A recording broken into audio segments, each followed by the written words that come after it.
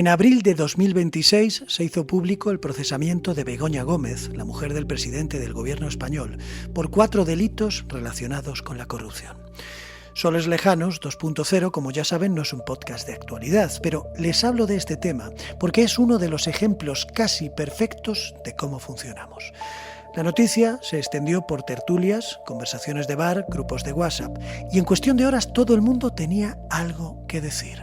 Y lo curioso no es que la gente opinase, sino la rapidez con la que esas opiniones se organizaron en 2 bloques automáticos y previsibles, sin siquiera haber leído el auto del procesamiento. Por un lado, los que se sitúan en la izquierda no tardaron en hablar de persecución, de lawfare, de un juez prevaricador y de una maniobra política.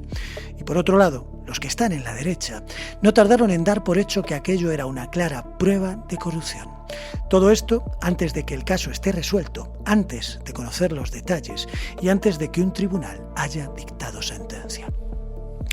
2 formas completamente distintas de interpretar la misma realidad. 2 lecturas opuestas que nacen al mismo tiempo sin ningún tipo de análisis, tan solo reconociendo lo que ya esperan encontrar. Y esas 2 posturas son la izquierda y la derecha.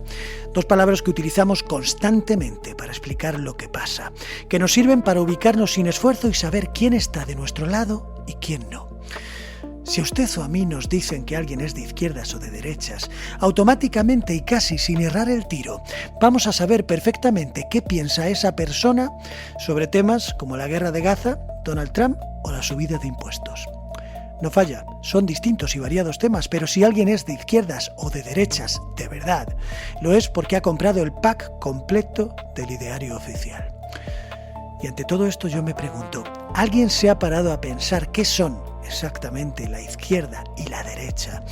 No lo que le han contado que son, no lo que repite la televisión o los políticos, ni esas definiciones rápidas que todos manejamos sin cuestionar, sino lo que realmente significan, si es que todavía significan algo, o en realidad estamos utilizando 2 palabras que creemos entender pero que nunca hemos analizado de verdad.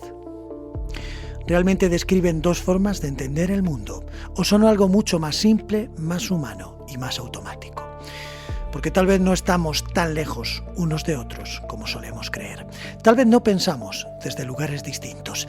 Tal vez, y esto es lo más inquietante de todo, muchas de las ideas que creemos propias no lo son en absoluto.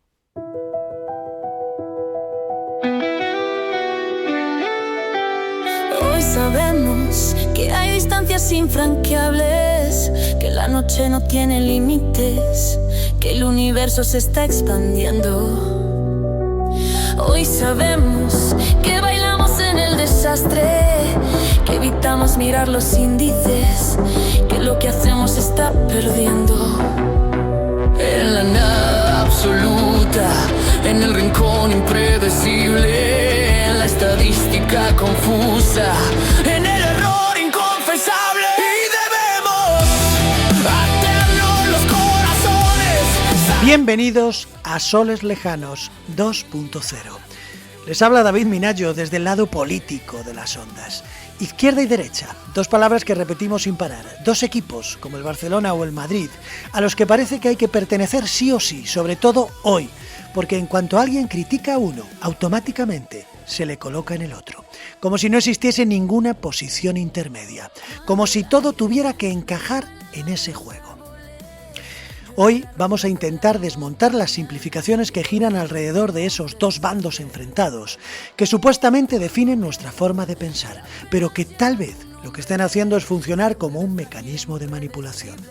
Y lo vamos a hacer sin defender ni a unos ni a otros, intentando entender qué son de verdad estas 2 palabras, de dónde vienen, cómo han cambiado con el tiempo y sobre todo por qué seguimos necesitándolas, cuando probablemente lo que esté ocurriendo es que se han quedado pequeñas para explicar un mundo que ya no cabe dentro de ellas. Pero antes de empezar, le voy a pedir algo. Porque si usted se siente claramente de izquierdas o de derechas, es muy probable que en algún momento de este episodio se sienta incómodo e incluso atacado. Precisamente por eso merece la pena que haga el esfuerzo de quedarse hasta el final, porque lo que vamos a cuestionar hoy no son las ideas, sino la forma en la que nos identificamos con ellas. Probablemente ese sea el problema, el hecho de haber aceptado un marco identitario sin cuestionarlo siquiera, Discutimos, nos enfrentamos y nos posicionamos dentro de una división que damos por hecha, sin preguntarnos de dónde viene, qué significa y si sigue teniendo el sentido que creemos. Hoy vamos a mantenernos en esa distancia, que algunos llaman equidistancia, y que resulta tan incómoda, porque implica renunciar al refugio de un bando y enfrentarse al mundo con el torso descubierto, asumiendo el importante riesgo de no tener una respuesta.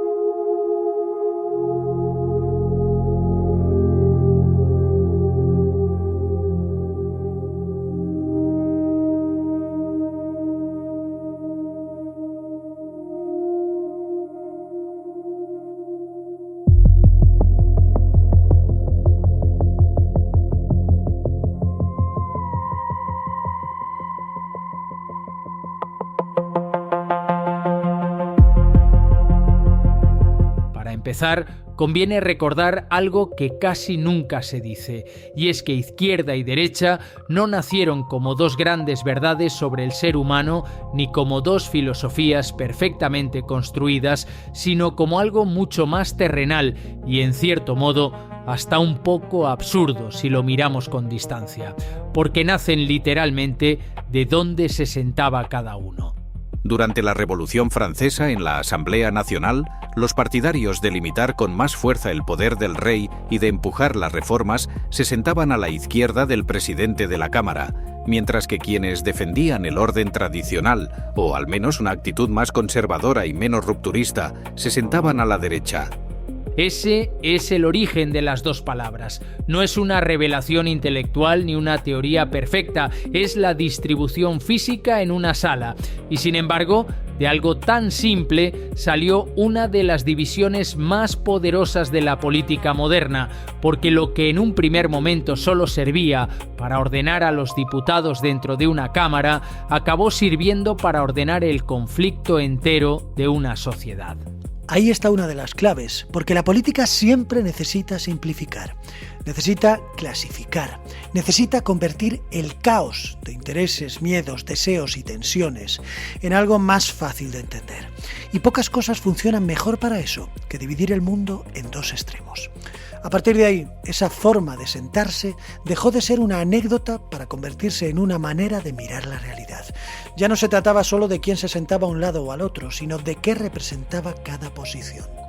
Poco a poco, la izquierda empezó a asociarse con cosas como el cambio, la igualdad, las reformas y la ruptura de ciertos privilegios. Mientras que la derecha empezó a asociarse con elementos como el orden, la tradición, la continuidad o la prudencia frente al cambio. Pero aquí lo más importante no es el dato histórico, aunque ya de por sí desmonte bastante ese aura sagrada con la que a veces tratamos estas palabras, sino entender cómo algo tan práctico, tan contingente y tan accidental pudo acabar cargándose de tanta fuerza moral, tanta emoción y tanta identidad. Hasta el punto de que hoy mucha gente no usa izquierda y derecha solo para orientarse políticamente, sino para definirse a sí misma moralmente, para saber quién es y quiénes son los suyos frente a un bando enemigo que son los otros.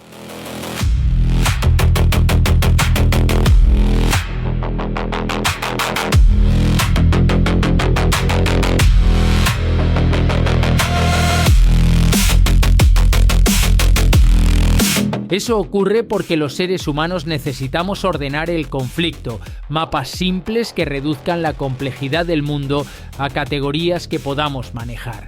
Y aquella división funcionó extraordinariamente bien, porque permitía entender muy rápido quién estaba a favor de cambiar las cosas y quién quería conservarlas, quién empujaba hacia adelante y quién tiraba hacia atrás, aunque por supuesto la realidad siempre fuera bastante más compleja que eso. Con el tiempo, como todos sabemos, esas palabras dejaron de describir posiciones dentro de un parlamento y pasaron a describir también virtudes y defectos. De manera que ya no eran dos lugares, sino dos formas de estar en el mundo, dos morales enfrentadas. Ahí empezó la verdadera transformación, cuando la clasificación política se cargó de moral y comenzó a convertirse en una frontera emocional. Por eso, hoy, cuando alguien dice de sí mismo que es de izquierdas o de derechas, muchas veces no está diciendo solo qué ideas políticas tiene, sino qué tipo de persona cree ser.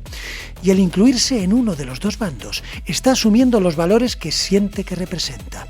Está asumiendo qué clase de gente considera cercana y de cuál se debe distanciar. Y ahí se ve hasta qué punto aquella vieja distribución espacial de la Revolución Francesa terminó convirtiéndose en algo mucho más profundo que una simple clasificación. En el fondo, lo que tenemos aquí es un buen ejemplo de cómo nace muchas veces la política moderna, no a partir de conceptos puros y perfectos, sino a partir de soluciones prácticas que luego se van llenando de significado. Y eso es importante recordarlo porque nos obliga a bajar estas palabras del pedestal y dejar de tratarlas como si fueran esencias eternas. Debemos verlas por lo que fueron al principio, una forma útil de clasificar antagonismos en un momento histórico concreto. Y ese matiz, aunque parezca pequeño, importa mucho, porque si izquierda y derecha nacieron como una manera de ordenar el conflicto y no como una verdad profunda sobre la naturaleza humana, deberíamos preguntarnos si seguimos usándolas porque explican bien el mundo o porque nos hemos acostumbrado tanto a ellas que ya ni siquiera sabemos pensar sin ese mapa. Ahora bien, después de escuchar esto, muchos de ustedes estarán pensando que sí, que vale, que empezaron así, de una forma casi accidental.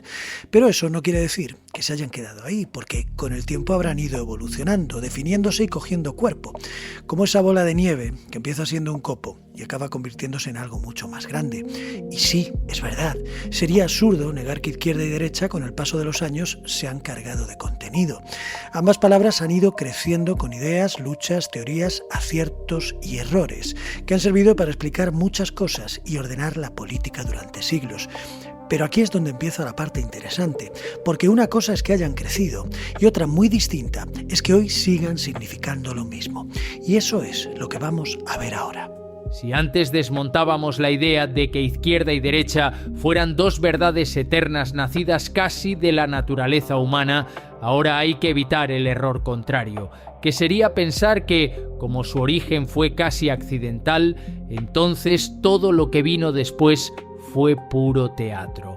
No es tan simple y precisamente por eso este tema merece la pena, porque aunque el origen fuera modesto, con el tiempo esas dos palabras sí fueron ganando contenido, agrupando ideas, intereses, emociones y proyectos distintos que llegaron a expresar un conflicto real. La diferencia más sólida, o al menos la que mejor resiste cuando uno intenta ir al fondo del asunto, la formuló muy bien Norberto Bobbio, un jurista y pensador italiano del siglo XX, que dedicó buena parte de su vida a estudiar la política, con una mirada bastante más fría y analítica de lo habitual. En su libro titulado Derecha e Izquierda, publicado en los años 90, intentó responder a una pregunta que ya entonces empezaba a plantearse mucha gente: si esas dos palabras seguían teniendo sentido o si se habían quedado vacías con el paso del tiempo.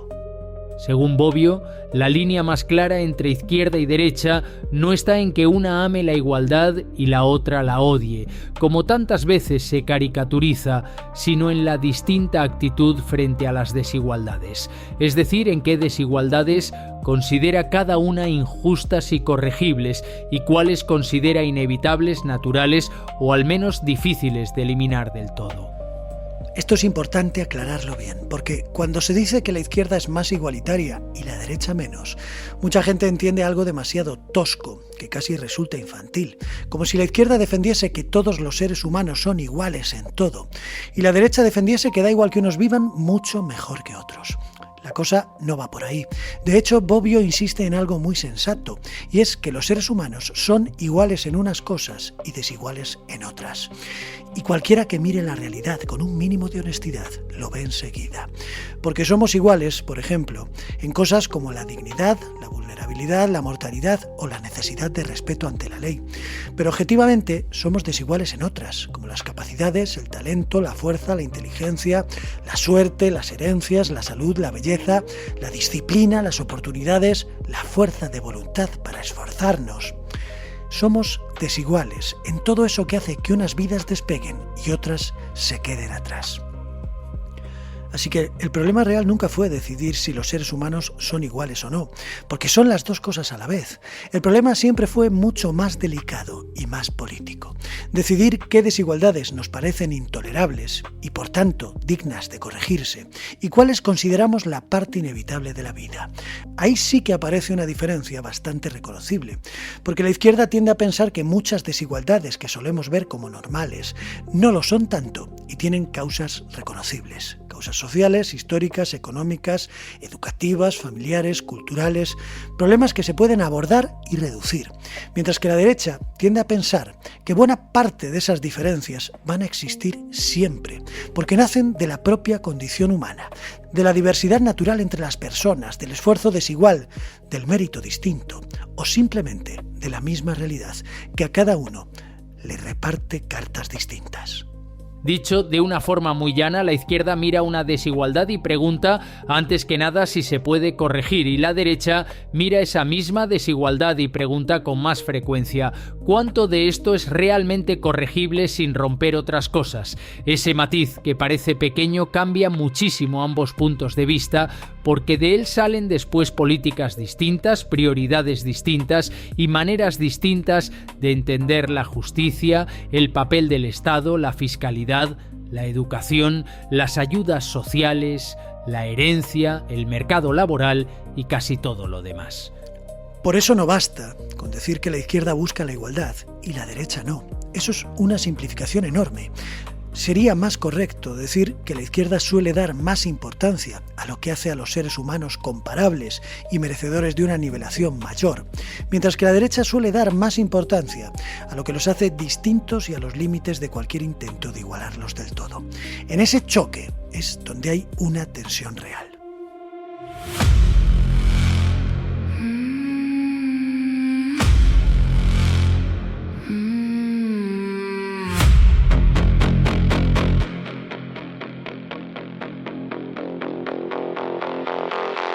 You were born into a voice that was never really yours. Every word you think you chose was already there before. Same old lines, same old fight. You just learned which side was right. Left or right, black or white, you don't see, you just decide. Left or right, day or night, you were taught to pick a side. Ahora bien, junto a esa cuestión de la igualdad aparece otra cuestión también importante, la relación entre igualdad y libertad, porque aquí entramos en uno de los grandes nudos de toda la política moderna. Hay una idea bastante extendida que lo resume muy bien. La izquierda tiende a buscar la libertad a través de la igualdad, mientras que la derecha tiende a buscar la igualdad a través de la libertad.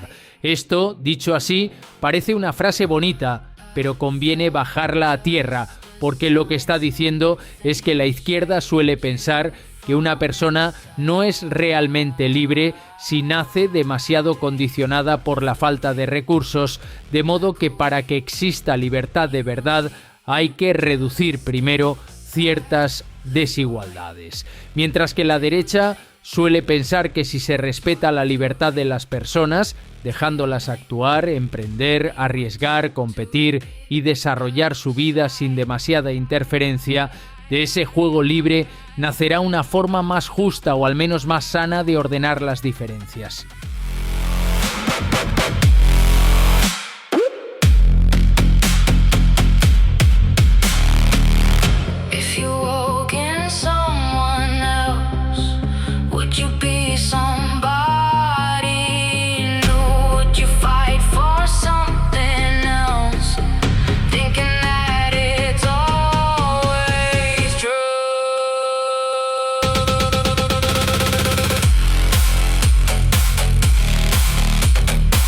Aquí ya no estamos ante un simple eslogan, sino ante una tensión muy pronunciada, porque libertad e igualdad son dos bienes valiosos que nos importan a todos y que parecen justos por igual, pero lo cierto es que en la práctica no se pueden llevar al máximo al mismo tiempo sin que aparezcan choques, porque cuanto más intentas igualar resultados, más limitas ciertos márgenes de libertad, y cuanto más dejas actuar libremente a individuos, familias, empresas o grupos, más probable es que aparezcan diferencias grandes entre unos y otros. De modo que toda política, aunque a veces no lo diga claramente, es también una forma de decidir qué renuncias está dispuesta a asumir y qué coste acepta pagar por favorecer un valor más que otro.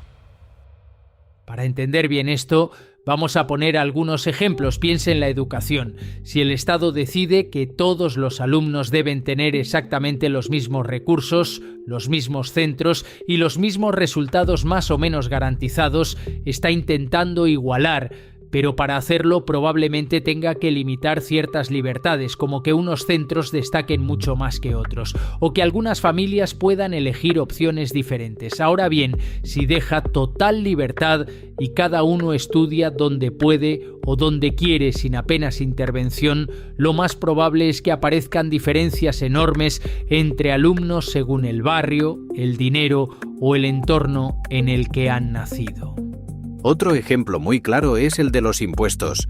Si se suben mucho para redistribuir riqueza y ayudar a quienes tienen menos, estás buscando igualdad, pero al mismo tiempo estás limitando parte de la libertad de quien genera más ingresos para decidir qué hacer con su dinero.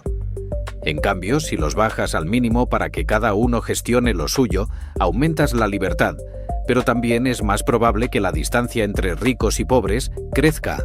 Piense también en el mercado laboral. Si se protege mucho al trabajador con muchas garantías, indemnizaciones altas y condiciones rígidas, se está buscando igualdad y seguridad, pero eso puede hacer que las empresas contraten menos porque tienen menos margen de maniobra.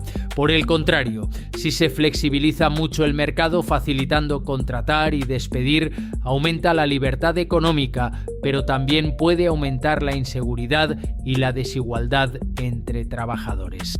O incluso algo tan simple como las ayudas sociales. Si se amplían mucho para asegurar que nadie se quede atrás, estás intentando igualar condiciones de vida, pero puede aparecer la sensación, justa o injusta, de que el esfuerzo no se recompensa igual.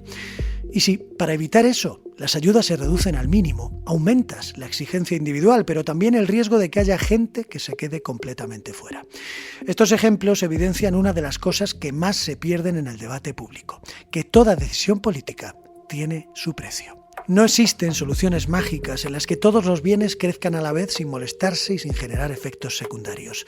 Cuando una sociedad decide proteger mucho más a los débiles, redistribuir más o intervenir más para corregir desigualdades, gana unas cosas, pero sacrifica otras.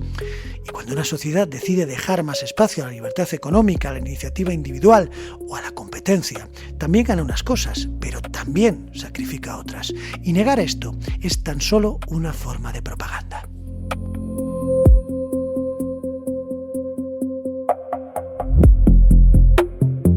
Detrás de las palabras izquierda y derecha hay un conflicto humano real, el conflicto entre cuánto podemos igualarnos sin asfixiarnos y cuánto podemos liberarnos sin fracturarnos, y esa tensión sigue viva, aunque luego se deforme, se simplifique y se convierta en un arma arrojadiza.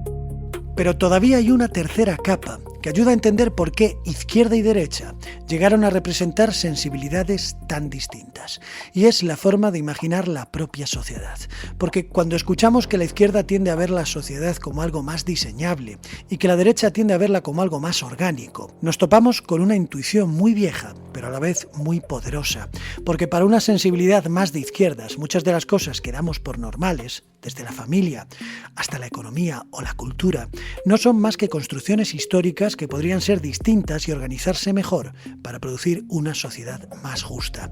Pero para una sensibilidad más de derechas, esas mismas estructuras no son simples piezas de Lego que uno puede mover a voluntad, sino formas de vida que han surgido lentamente y que representan soluciones imperfectas pero probadas, que pueden romperse si alguien quiere reconstruirlo todo, demasiado deprisa o desde una idea abstracta del bien.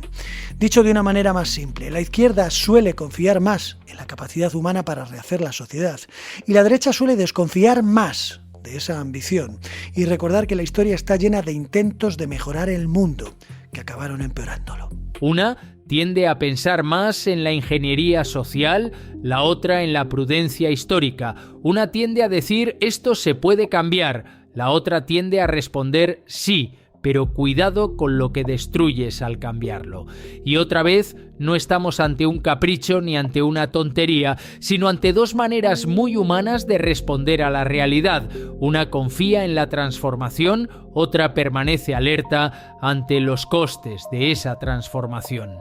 La distinción entre izquierda y derecha tuvo sentido y no se puede despachar como una simple mentira. Sirvió durante mucho tiempo para nombrar tensiones muy reales que de alguna forma hoy siguen existiendo, aunque las palabras se hayan ido llenando de propaganda, caricaturas y confusiones.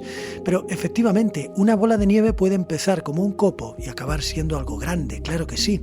Es exactamente lo que pasó. Izquierda y derecha empezaron de una forma accidental, pero después fueron creciendo y cargándose de contenido para expresar conflictos reales. Pero la cuestión difícil no es esa.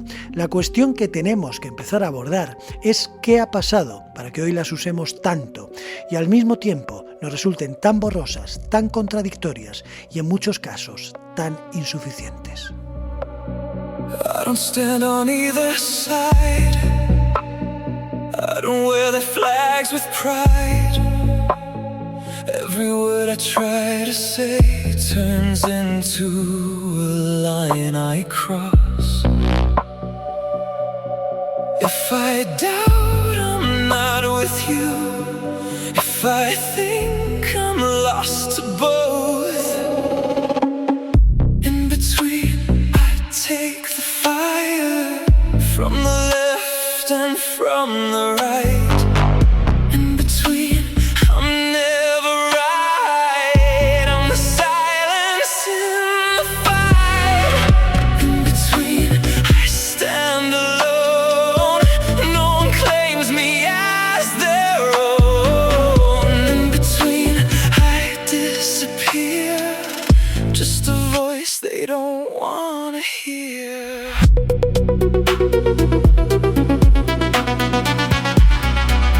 Aunque muchos digan que sí, casi nadie es plenamente de izquierdas ni plenamente de derechas. Cuando tiene que enfrentarse a situaciones concretas, y ya no está hablando en abstracto, sino de cosas que le afectan directamente. Ahí es donde empiezan a aparecer las contradicciones. Queremos igualdad, pero la queremos hasta que nos toca de cerca, hasta que implica renunciar a algo propio, hasta que sentimos que estamos dando más de lo que recibimos. En ese instante las ideas de igualdad ya no suenan tan bien. Queremos libertad. Nos encanta pensar que cada uno debe poder hacer su vida como quiera, pero esa libertad deja de parecernos tan bonita cuando lo que otros hacen con ella nos molesta a nosotros. Queremos orden, queremos estabilidad, queremos normas que nos protejan, pero al mismo tiempo no queremos sentirnos vigilados ni controlados. Y queremos cambio, claro, que queremos mejorar las cosas. Queremos corregir injusticias y avanzar, pero cuando ese cambio implica incertidumbre y riesgos reales, empezamos a dudar y a pedir prudencia. Y todo esto no es una incoherencia, en el sentido de que estemos haciendo algo mal. Es simplemente humano, porque las personas no funcionamos como sistemas ideológicos perfectamente ordenados. No somos teorías con patas, somos una mezcla bastante caótica de intuiciones, emociones, miedos, experiencias personales y circunstancias concretas. Por eso es tan fácil sentirse seguro, defendiendo una idea en abstracto, porque en ese plano todo encaja, todo suena bien, todo parece coherente, pero cuando esa misma idea baja a la tierra y se convierte en algo concreto que nos afecta directamente, también es fácil que empiecen las dudas o incluso los cambios de postura, porque en ese instante ya no estamos pensando solo en principios, estamos pensando en nosotros, en lo que ganamos, en lo que perdemos y en lo que nos toca de cerca.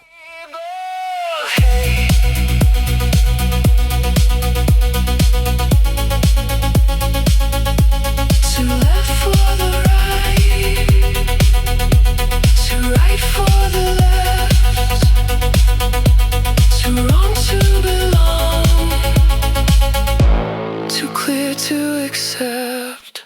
Piense, por ejemplo, en la inmigración, que es uno de esos temas donde esta tensión se ve con mucha claridad. En abstracto, es relativamente fácil defender que hay que acoger y ser solidarios, ayudar a quien viene de fuera buscando una vida mejor.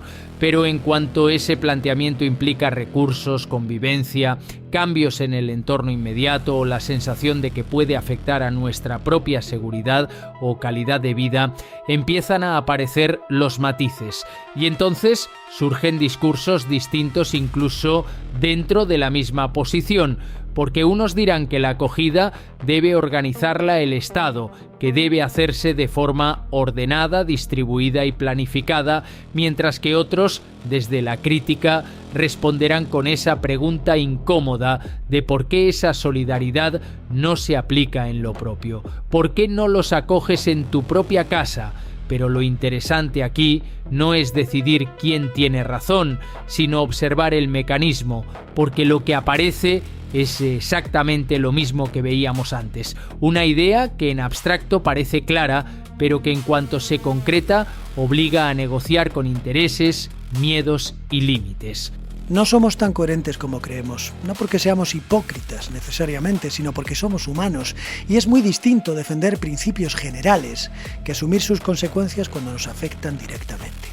Ahí empieza a resquebrajarse la idea de que somos de izquierdas o de derechas, porque en realidad lo que hacemos muchas veces es movernos entre ambos extremos, ajustarnos, matizar e incluso contradecirnos. Dos extremos que, por otro lado, tampoco han sido siempre iguales, y es que damos por hecho que tanto la izquierda como la derecha son cosas estables y definidas que han significado siempre lo mismo, cuando en realidad no es así. Porque si uno se detiene a mirar con perspectiva, lo que descubre es que muchas de las ideas que hoy asociamos con un lado, en otro momento histórico pertenecieron al contrario. Piense, por ejemplo, en el papel del Estado. Hoy tendemos a asociar a la izquierda con una mayor intervención, regulación y presencia en la vida pública, mientras que la derecha suele vincularse con la libertad económica, la iniciativa privada y un Estado más reducido. Pero no siempre fue así, porque en otros momentos históricos la izquierda desconfiaba profundamente del Estado y lo veía como un instrumento de dominación, mientras que ciertas formas de la derecha defendían estructuras estatales más fuertes como garantía de orden.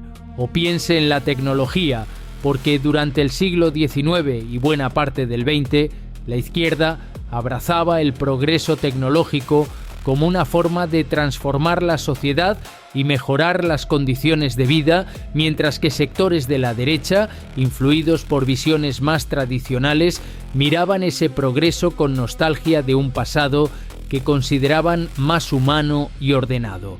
Y sin embargo, hoy ocurre muchas veces lo contrario, con posiciones más cercanas a la izquierda, mostrando cautela frente a determinados avances, por su impacto ambiental o social, mientras que desde la derecha se defiende con más entusiasmo la innovación, el crecimiento y el desarrollo. Si ampliamos un poco más el foco, veremos que esto no se limita a la economía o a la tecnología, sino que afecta también a cuestiones sociales, culturales e incluso morales, porque hay ideas que hoy nos parecen claramente identificables con un lado, que casi podríamos etiquetar sin dudar como de izquierdas o de derechas, pero que si retrocedemos en el tiempo y cambiamos el contexto histórico, descubrimos que no siempre fueron defendidas por los mismos. La confusión no está tanto en el presente, donde normalmente reconocemos qué pertenece a un lado o al otro, sino en la perspectiva histórica, porque cuando observamos cómo han ido evolucionando esas mismas ideas a lo largo del tiempo, empezamos a ver que no son tan estables como pensamos.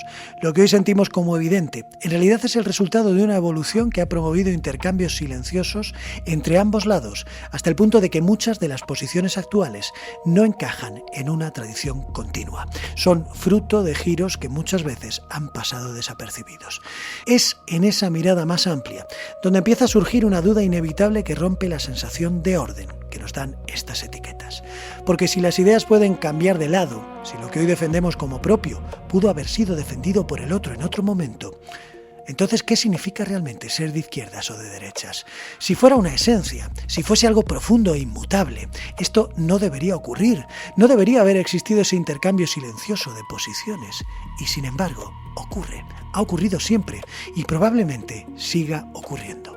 Si las ideas cambian de lado, quizá el problema no sean las ideas, sino las etiquetas, porque tal vez no estamos ante dos bloques sólidos que contienen un conjunto coherente de principios inmutables, sino ante algo mucho más flexible, que se adapta, se reconfigura y se redefine con el tiempo, mientras nosotros seguimos utilizándolo como si siempre hubiera significado lo mismo.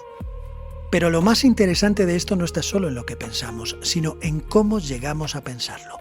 Porque tendemos a creer que nuestras posiciones políticas nacen de un análisis reflexivo, de una especie de recorrido lógico, que empieza en unos principios y termina en unas conclusiones. Como si tras sentarnos a evaluar la realidad desde cero, llegásemos a la conclusión de qué debemos creer. Pero lo cierto es que en la mayoría de los casos no es así en absoluto, porque la mayoría de las veces no abordamos cada cuestión como si fuese nueva, sino que simplemente nos limitamos a reconocer señales. Identificamos patrones, captamos palabras que nos resultan familiares e identificamos algo todavía más potente, a los enemigos.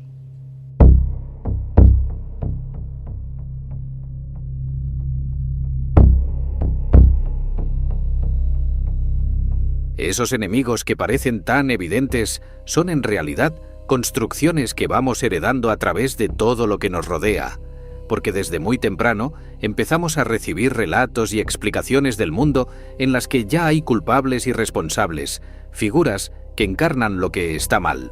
A todos nos contaron de pequeños que los malos en la Segunda Guerra Mundial eran los nazis, algo que hoy en día ya nadie pone en duda, pero al mismo tiempo apenas se hablaba de otras realidades igual de oscuras, como las atrocidades cometidas por el ejército japonés en casos como la Unidad 731. Aquí no se trata de comparar ni de relativizar, sino de observar la forma en la que se construye el relato, la selección de lo que se cuenta y se repite hasta convertirse en símbolo del mal. En casa, en conversaciones cotidianas, en comentarios aparentemente inofensivos, en frases que se repiten una y otra vez, vamos aprendiendo quién tiene la culpa de las cosas, quién amenaza lo que somos y quién representa lo contrario a lo que se considera justo. Y ese aprendizaje no se presenta como una lección formal, sino como algo mucho más emocional que se va filtrando a través del tono, la ironía, el enfado, el miedo o la admiración. Después está la gente con la que uno se relaciona, donde ciertas ideas se refuerzan y otras se descartan. En todos los ambientes hay consensos implícitos sobre qué posiciones son aceptables y cuáles generan rechazo. Y nosotros, sin necesidad de decidirlo conscientemente, vamos ajustándonos a ese marco, porque pertenecer implica también compartir una forma de ver al otro. Y más adelante aparecen los medios de comunicación, las redes sociales y los discursos políticos, que no solo informan, sino que narran la realidad y la organizan en historias donde hay protagonistas, víctimas y responsables. Se repiten ciertos nombres, se reiteran ciertos colectivos y se presentan ciertas ideas como origen de los problemas. Elementos que, poco a poco, van consolidándose en nuestra mente hasta volverse reconocibles, y ya solo basta con mencionarlos para que se active una reacción automática ante ellos. Cuando en las noticias aparece un tema controvertido, ninguno de nosotros se enfrenta a él partiendo de cero. No nos preguntamos quién puede estar equivocado o por qué, y no lo hacemos porque partimos de un mapa previo, en el que ya hay posiciones asignadas, en el que hay actores que ocupan roles bastante definidos. Por ejemplo, podemos volver a Donald Trump. Si nos hablan de él en una noticia, en ese instante y antes de saber qué ha pasado, ya vamos a estar posicionándonos a favor o en contra, dependiendo de si nos cae bien o mal, y sin recurrir a ningún tipo de análisis profundo. Lo vamos a hacer con una sensación de naturalidad absoluta, sin tener en cuenta lo que nos han contado, como si fuera el resultado de haber pensado. Cuando lo que es en realidad es el resultado de haber aprendido quién debe ser visto como aliado o como enemigo. Así es como izquierda y derecha dejan de ser solo conceptos que describen posiciones políticas y pasan a funcionar como algo mucho más potente e inmediato, una señal de pertenencia. porque cuando uno escucha ciertas palabras o enfoques, no reacciona solo desde la razón, sino también desde la identidad, desde esa sensación de esto es de los míos o esto no lo es, y esa reacción es rápida y automática, como cuando alguien reconoce su acento en otro lugar o identifica a alguien de su propio grupo en medio de una multitud.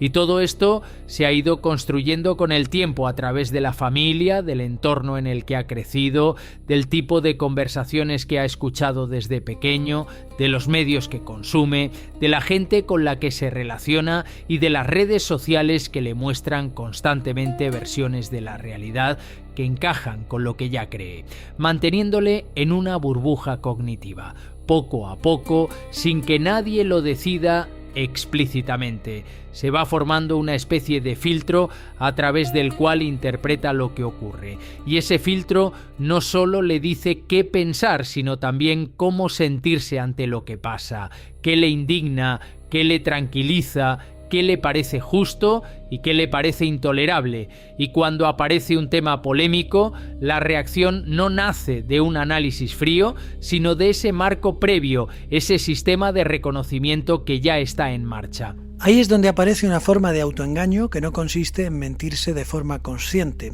sino en creer que estamos pensando libremente, cuando en realidad estamos reaccionando dentro de un marco que ni siquiera nosotros hemos construido. Porque no siempre elegimos nuestras ideas, nos las inculcan.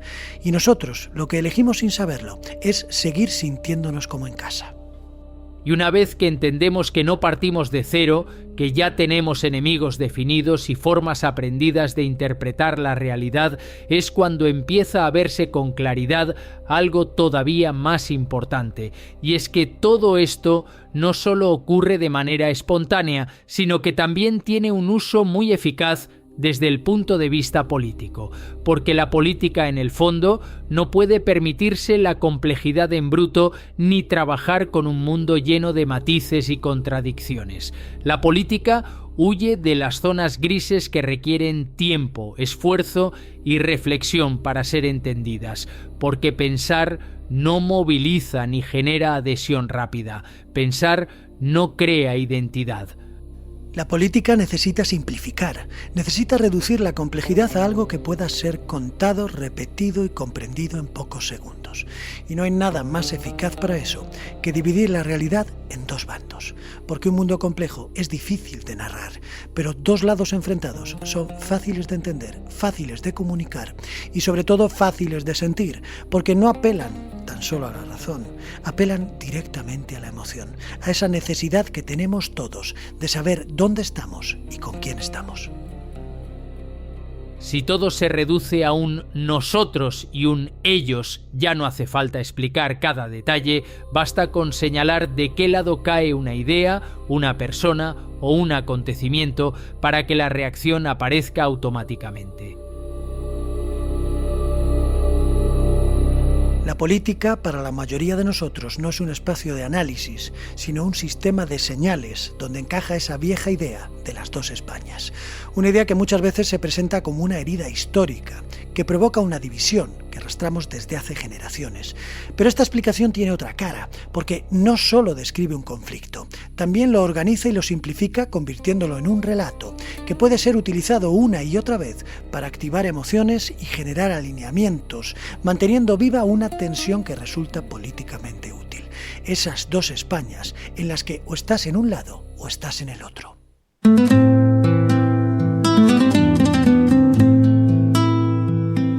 Ella vendía flores de lana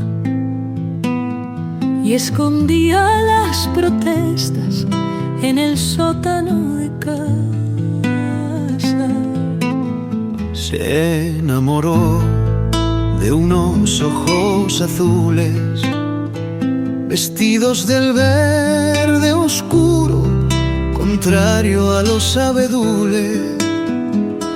Llevan juntos más de 70 años y nunca se dieron un beso y nunca cruzaron palabra.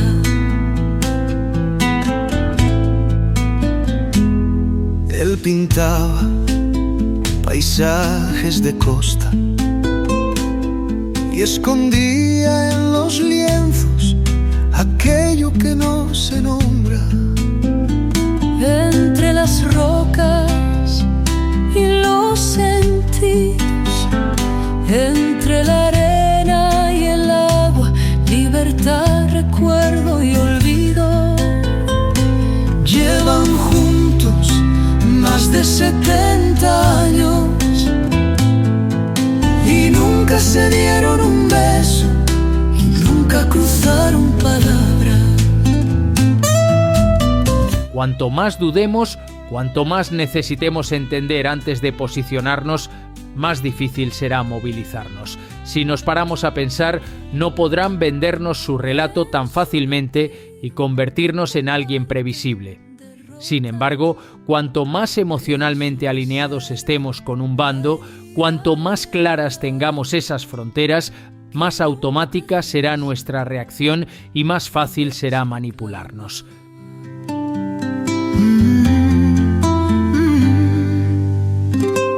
Llevan juntos más de 70 años, recitando en silencio su muerte y su rabia. Unidos por la cal y la tierra, se conocieron al borde de una cuneta, mirando a las armas.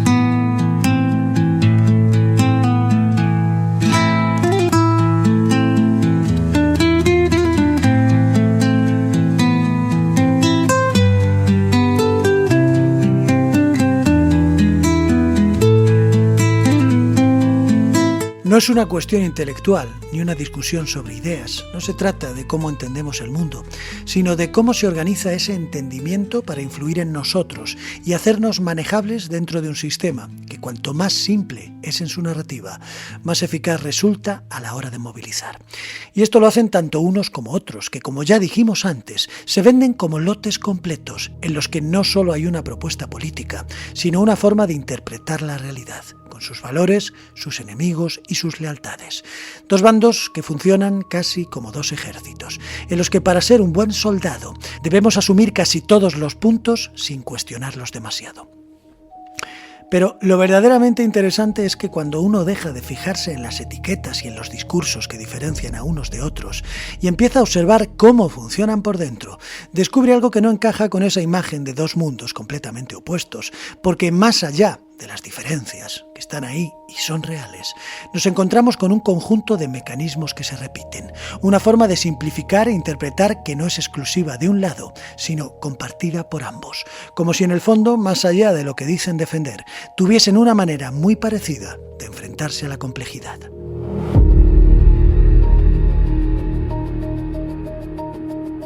En el caso de la izquierda, por ejemplo, hay una tendencia bastante clara a moralizar, interpretando los conflictos no solo en términos de hechos o de consecuencias, sino en términos de bien y mal, de justicia e injusticia. Y eso lleva muchas veces a asumir que estar del lado del débil garantiza automáticamente una superioridad moral, como si la posición en el conflicto definiera por sí misma quién tiene razón. Pero no siempre es así, porque la realidad es más compleja y no todas las desigualdades son idénticas, porque no todo puede reducirse a una estructura de opresores y oprimidos sin perder matices importantes. Y dentro de esa misma lógica aparece también la tentación de creer que el ser humano puede rediseñarse casi por completo a través de estructuras como la educación o la cultura, como si bastara con cambiar el entorno para transformar la conducta de cualquier persona de manera profunda y sostenida, lo cual lleva a infravalorar otros factores y simplificar en exceso cómo funcionamos, generando políticas que, en su intento de corregir desigualdades, acaban sin distinguir bien entre lo que es injusto y lo que es resultado de decisiones o esfuerzos distintos. no parece muy justo que se le dé lo mismo a quien se ha pasado la vida estudiando que a quien, a pesar de tener las mismas oportunidades, se la ha pasado jugando a la PlayStation. Algo parecido ocurre cuando se parte de la idea de que basta con cambiar el lenguaje, los símbolos o los relatos para transformar la conducta social. Es cierto que el lenguaje influye y condiciona en parte nuestra manera de pensar y de darle importancia a las cosas, pero el problema es que muchas veces esa capacidad se sobreestima y puede llegar a derivar en la creencia de que basta con intervenir en el plano simbólico para producir cambios estructurales, sin tener en cuenta que el comportamiento humano es mucho más complejo y está atravesado por incentivos, hábitos, contextos y decisiones individuales que no siempre se ven alteradas solo por el modo en que se nombran las cosas. El lenguaje de los políticos da para un episodio completo. Hoy en día basta con escuchar unas cuantas intervenciones de unos y de otros para darnos cuenta de que parecen la misma persona hablando con distintas caras. Utilizan las mismas expresiones, los mismos giros, los mismos gestos y las mismas fórmulas, como si estuvieran reproduciendo un guión perfectamente elaborado. Y esto, a mí personalmente, me da la sensación de que se ha perdido completamente la autenticidad. Cuando escucho a un político ya no tengo la impresión de que esté hablando a alguien desde su propio pensamiento, de que me esté hablando a alguien con sus dudas y sus contradicciones. Lo que parecen todos hoy es algo mucho más frío y más calculado, algo estratégico e impersonal que se viste de una persona concreta, utilizando una cara y una voz, pero que es en el fondo una estructura definida de antemano, un guión que busca provocar una reacción concreta en aquel que le escucha. Los políticos no nos hablan, intentan guiarnos, no nos proponen una reflexión, activan una respuesta. Y si llegamos a entender esto, nos daremos cuenta de por qué su lenguaje se vuelve tan uniforme. Repiten las mismas palabras, las mismas expresiones, los mismos encuadres y los mismos gestos, porque no se trata de expresar una idea original, sino de encajar en un marco que ya está diseñado para ser reconocido y aceptado por unos, mientras también es rechazado por otros. Los políticos pulsan con su lenguaje ese botón que activa en nuestra mente, un proceso automático para reforzar lo que ya creemos y colocarnos rápidamente en el lugar que a ellos les interesa, sin que tengamos que hacer ningún esfuerzo para siquiera pensar. Pero no todo está en el lado izquierdo, porque si nos desplazamos hacia la derecha, nos encontramos con un conjunto de patrones que, aunque se expresan con otro lenguaje, presentan problemas de fondo bastante parecidos. Por ejemplo, existe una tendencia a idealizar el orden mirando al pasado como una referencia de estabilidad, coherencia y valores claros. Una mirada que puede tener sentido, pero que también puede derivar en una resistencia al cambio que se convierta en inmovilismo e impida evolucionar a la sociedad. Y dentro de esa misma lógica aparece otro riesgo importante, que es el de justificar desigualdades atribuyéndolas únicamente al mérito individual, como si todos partiéramos del mismo punto y el entorno, la suerte o las condiciones iniciales no jugaran un papel relevante. Y esto conviene decirlo con claridad, porque durante mucho tiempo esa mirada fue la dominante, fue la forma habitual de entender el mundo, y en gran medida es precisamente la irrupción de la izquierda la que obliga a cuestionarla, poniendo sobre la mesa que no todos parten de las mismas condiciones y que hay estructuras, inercias y desigualdades heredadas que condicionan profundamente las oportunidades reales de las personas.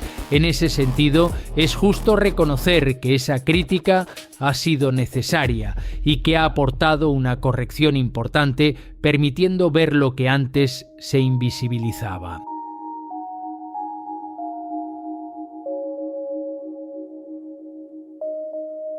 Pero como suele ocurrir, cuando una idea acierta en señalar un problema, corre también el riesgo de llevarse más allá de lo razonable. Y ahí es donde aparece la otra cara, porque esa misma lógica que sirve para mostrar las desigualdades reales puede derivar también en una simplificación distinta, una especie de lectura constante en clave de lucha de clases, donde el que tiene más pasa a ser automáticamente sospechoso.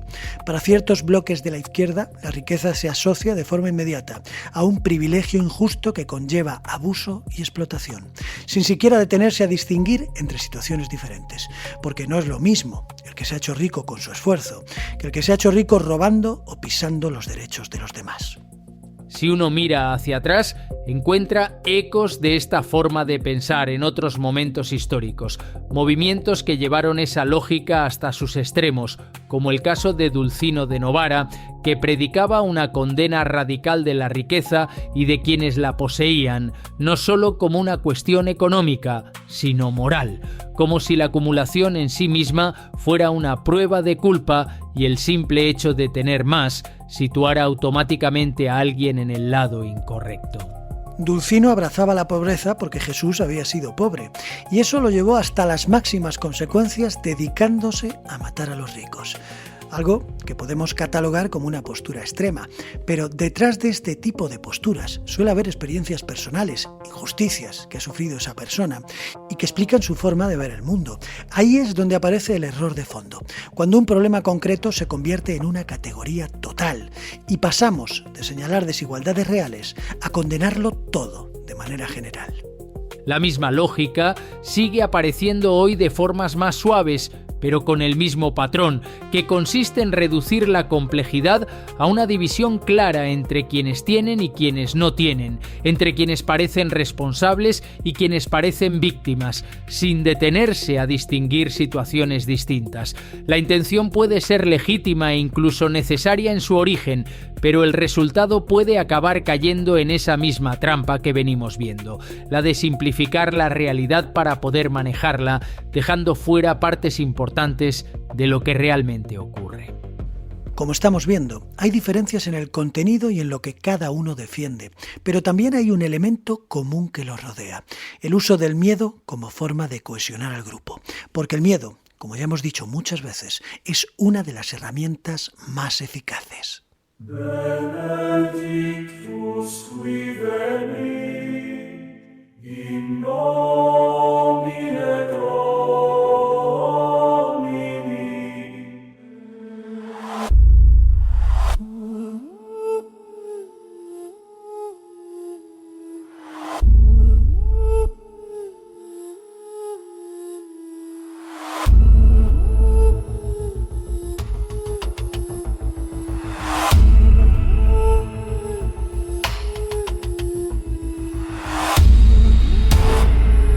En unos casos, ese miedo se articula en torno al desorden, la pérdida de identidad, la inseguridad o la decadencia de ciertos valores, mientras que en otros se construye alrededor de la injusticia, la pérdida de derechos, la explotación o el abuso de poder.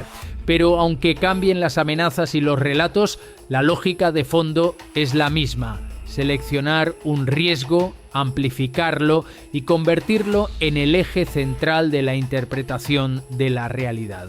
Cuando eso ocurre, la complejidad se diluye y la discusión gira tan solo en torno a qué es más peligroso y qué hay que frenar a toda costa.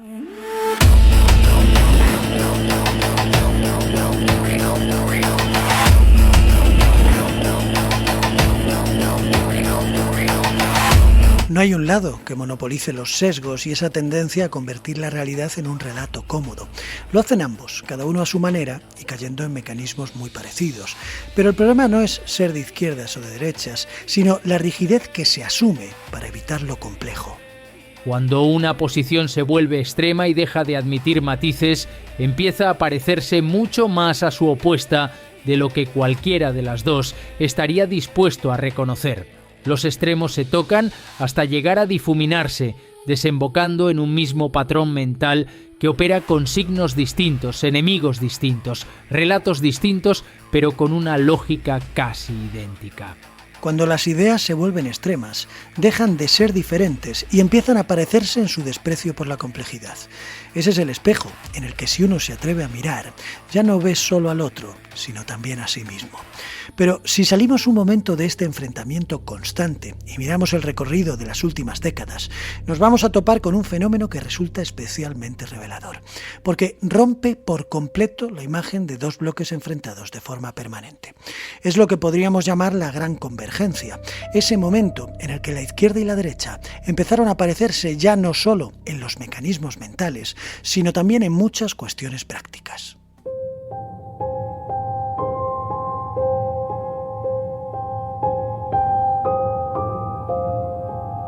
Durante buena parte del siglo XX, la izquierda clásica mantenía, al menos en su horizonte teórico, la idea de una alternativa al sistema capitalista, una posibilidad de transformación profunda y estructural que iba más allá de gestionar lo que había.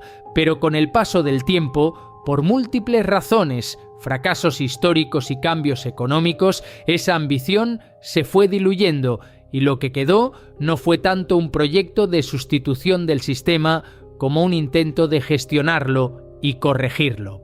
Y en paralelo, la derecha, que en otros momentos había sido mucho más reacia a la intervención del Estado en ciertos ámbitos, fue asumiendo también parte de ese lenguaje, incorporando la idea de que hay aspectos de la vida social que necesitan protección, asumiendo entre sus bases el estado del bienestar, con matices y con límites, pero con presencia. Ambos lados fueron acercando posiciones en lo esencial, influyéndose el uno al otro. Y ese acercamiento tuvo consecuencias importantes, porque los partidos dejaron de representar bloques sociales tan definidos. Ya no había una separación tan clara entre clases, ya no había intereses completamente opuestos, sino una sociedad mucho más mezclada y compleja, en la que la mayoría compartía preocupaciones bastante parecidas: la estabilidad, el empleo, la seguridad, las oportunidades. Básicamente, lo que empezó a ocurrir en el siglo XX es que los partidos dejaron de competir por modelos completamente distintos de sociedad y empezaron a competir por un mismo espacio, por ese lugar donde se concentra la mayoría. Y lo hicieron ajustando su discurso, matizando sus propuestas y acercando posiciones. Así, casi sin que nos diéramos cuenta, aquellas diferencias doctrinales empezaron a perder peso frente a otros factores, como la imagen, el liderazgo, la forma de comunicar, la estética del discurso o la capacidad de conectar emocionalmente. En muchos casos daba la sensación de que no se estaba eligiendo entre dos proyectos distintos, sino entre dos maneras de presentar algo bastante parecido. Así ocurrió en España tras la transición del 78. Los partidos dejaron de competir por modelos completamente distintos de sociedad y empezaron a competir por ese lugar donde se concentra la mayoría, acercando posiciones para resultar más aceptables, más votables y más transversales. Pero esa tendencia, que parecía apuntar hacia una política más centrada y pragmática, ha cambiado de forma bastante significativa en la última década. Y en España ese cambio tiene varios puntos de inflexión claros, como la irrupción de nuevas fuerzas políticas que rompieron el bipartidismo tradicional y, sobre todo, la evolución del liderazgo político en torno a figuras como Pedro Sánchez, que se mueve en un contexto donde la política vuelve a estructurarse en bloques estrictamente definidos. Actualmente, aunque en muchos aspectos prácticos las posiciones de los partidos sigan sin ser tan distintas, se intensifica la polarización emocional, fomentando la sensación de pertenencia a un bloque, que automáticamente conlleva rechazar al otro. Algo que algunos analistas han venido a llamar la polarización afectiva, en la que ya no se trata solo de discrepar ante ciertas ideas, sino de percibir al otro como un adversario irreconciliable. Y esto se hace por puro interés político. Es una estrategia, es manipulación de masas. Los partidos siguen compitiendo en ese espacio central en muchas cuestiones prácticas, pero se presentan como polos opuestos en el plano simbólico, emocional y narrativo. Y lo hacen para generar una división en bloques que se retroalimentan y necesitan mutuamente para poder definirse. Una división que nos ha traído de nuevo esa vieja idea de las dos Españas, como una forma eficaz de ordenar, simplificar y movilizar a quienes están en un lado o en el otro. Aquí es donde la paradoja se vuelve evidente, porque en muchos aspectos se han acercado, pero a pesar de ello, necesitan parecer que están más alejados que nunca.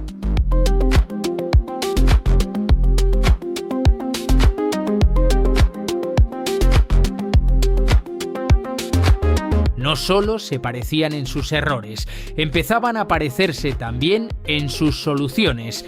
Y eso explica por qué hubo un momento, no hace tanto tiempo, en el que la división entre izquierda y derecha parecía desdibujarse, como si ya no fuera suficiente para explicar lo que estaba ocurriendo. Hoy, sin embargo, la identidad izquierda y derecha ha regresado con una intensidad mucho mayor, pero ya no tanto como un sistema coherente de ideas, sino como una forma de pertenencia, una etiqueta que organiza la forma en que uno se siente respecto a los demás. Porque lo que vuelve no es tanto la gran ideología estructurada y cerrada, con un cuerpo doctrinal sólido, sino algo más inmediato y visceral, la necesidad de formar parte de un bloque. Eso convierte la política en algo donde los matices pierden peso y son sustituidos por lealtades afectivas. Ya no se analizan los problemas, se reacciona a ellos emocionalmente. Cuanto más se acercan ambos lados en la gestión de muchas cuestiones, más necesitan marcar las distancias y construir relatos que refuercen la idea de que hay una separación clara e insalvable. Porque sin esa distancia, sin esa tensión y sin ese conflicto, la identidad se diluye y el sistema pierde uno de sus mecanismos más eficaces de activación. Por eso, el enemigo vuelve a ocupar un lugar central en la política, porque sin enemigo no hay urgencia, sin urgencia no hay movilización, y sin movilización, la política pierde gran parte de su capacidad para influir. Necesitan tenernos divididos. No les basta con prometer una buena gestión y presentar propuestas razonables o soluciones técnicas, porque eso no genera la misma adhesión, no construye identidad. Lo que necesitan es algo que conecte emocionalmente, que ofrezca un relato, una épica, una amenaza, un sentido de pertenencia que vaya más allá de lo racional. No quieren que pensemos, quieren que reaccionemos, quieren que nos insultemos en las redes sociales, que defendamos a los nuestros con uñas y dientes, aunque en realidad no sean nuestros, porque ellos lo que hacen realmente es mirar por sus propios intereses.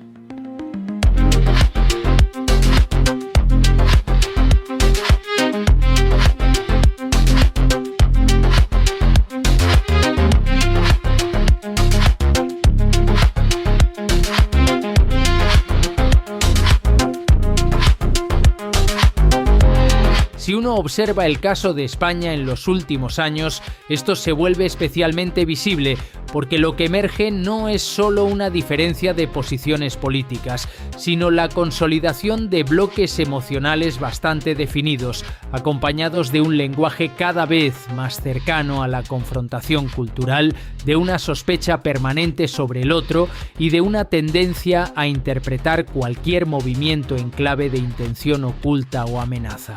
En España todo encaja con lo que veníamos viendo desde el principio, porque cuando las diferencias empezaron a volverse difusas, se hizo necesario exagerarlas. Y lo que ha vuelto en realidad no es la ideología en toda su complejidad, lo que ha vuelto es la identidad ideológica.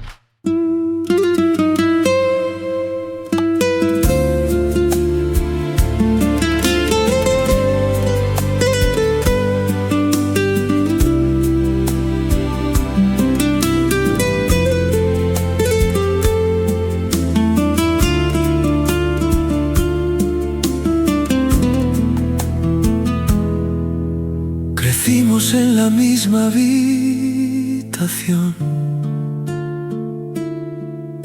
con pósters, cintas, ruido y amor. Veranos largos en casa del abuelo, la bici, el río e idéntica ilusión. Jugábamos a ser alguien mayor, sin saber bien qué era el dolor, y todo lo importante cabía en el cuero de nuestro balón. Nunca pensamos que una idea pudiera separarnos así, que un un discurso cualquiera nos marchitase el jardín. Y ahora somos dos bandos, dos lados, dos formas de no escuchar, dos nombres gritados al aire que nadie se para a pensar. Y mientras tanto, muy lejos, se reparten la mesa y el pan, nosotros peleando migajas, sin ver quién sonríe detrás. Uno empezó a mirar a un lado, otro eligió ser el contrario, y sin darnos cuenta, los dos cambiamos la voz por bandos. Dejamos de ser dos hermanos para ser como dos soldados que olvidan a aquellos dos niños que saltan sobre los charcos. Y ahora somos dos bandos, dos lados, dos formas de no escuchar, dos nombres gritados al viento que nadie se para a pensar. Mientras aquellos que están por arriba se reparten la mesa y el pan, dejándonos las migajas de su estrategia voraz.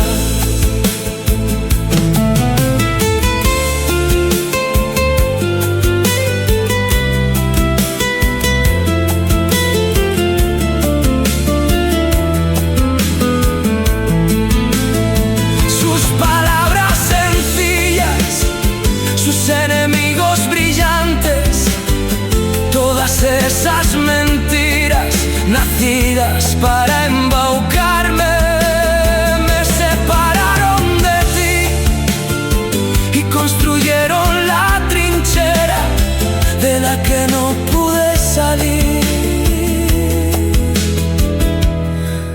hasta darme cuenta demasiado tarde.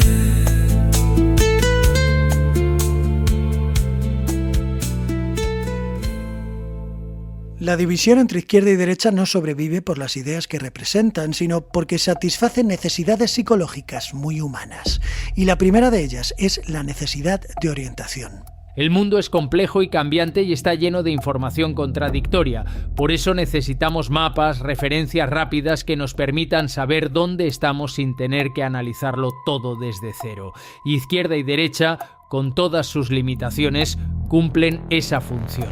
Nos ofrecen una brújula sencilla e imperfecta, pero útil para movernos sin perdernos del todo.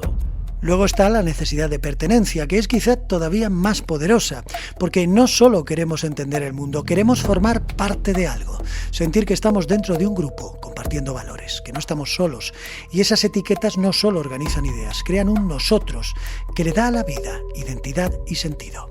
Y junto a eso aparece la necesidad de simplificar, porque pensar en profundidad exige esfuerzo, tolerar la duda, y la simplificación nos permite reducir esa carga, convirtiendo una realidad llena de matices en algo que puede ser entendido, explicado y defendido sin tener que recorrer todo el camino cada vez. Y en esa simplificación se cuela otra necesidad muy humana, la de sentir que el bien está de nuestro lado, que estamos, como se dice ahora tanto, en el lado correcto de la historia, no solo intelectualmente, sino moralmente.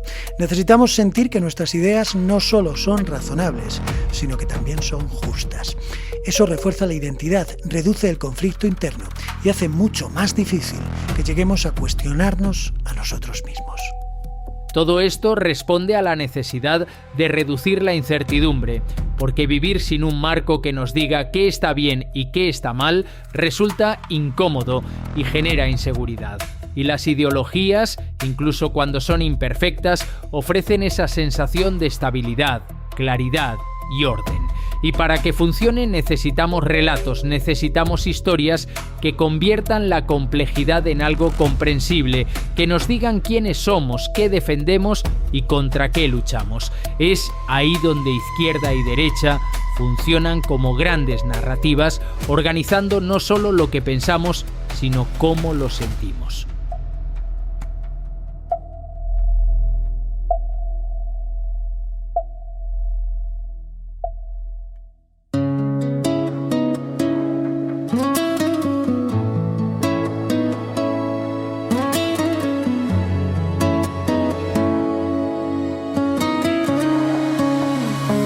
There's a girl who waits right by my window glass at the stop of the 43 as every morning pass.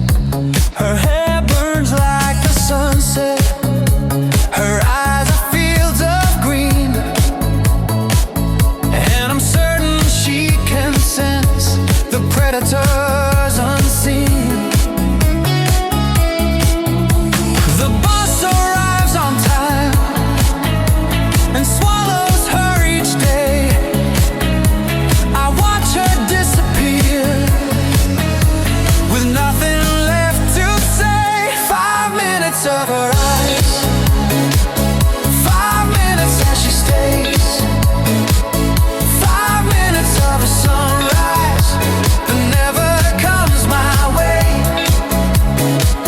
Al principio le pedí que se quedase hasta el final, y si usted siente con fuerza que es de izquierdas o de derechas, le admito que es todo un logro que haya llegado hasta aquí, porque lo que hemos hecho hoy ha sido tocar algo que no es simplemente una opinión, sino parte de la identidad.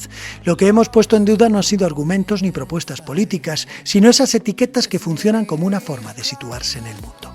Por eso tiene mérito, porque seguir escuchando cuando uno siente que están cuestionando aquello con lo que se identifica, resulta muy incómodo, tanto que puede llegar a sentirse como un ataque personal. Pero, como ya saben, aquí no queremos ni hemos querido atacar a nadie. Lo único que pretendemos es desbaratar toda esa simplificación con la que nos vestimos a diario. Entender el mundo como es en realidad y no como nos lo cuentan. Evitar que nos manipulen. A partir de ahí, lo que queda es la posibilidad de seguir pensando sin refugio. Aceptar la incomodidad de no encajar en un bloque, de no reaccionar de forma automática, de no comprar el paquete completo, sino hacer algo mucho más difícil, pensar por nosotros mismos. Así es como vamos a evitarlo. Así es como vamos a evitar caminar por detrás de otros sin preguntarnos por nosotros mismos. Nunca olviden que miles de soles lejanos no disipan la noche. Y recuerden que la música exclusiva del podcast pueden escucharla en mis distintos perfiles de Spotify, Apple Music, YouTube y muchas otras plataformas. Les espero en el próximo programa. Hasta pronto.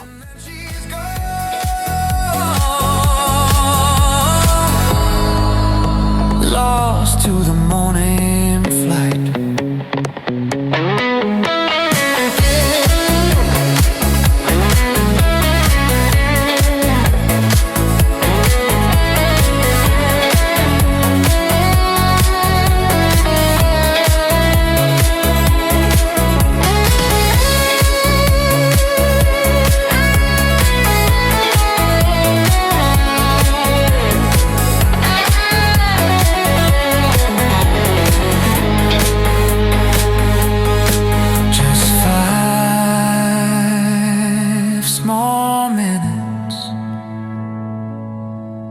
Before she fades from sight, 5 minutes only, but they carry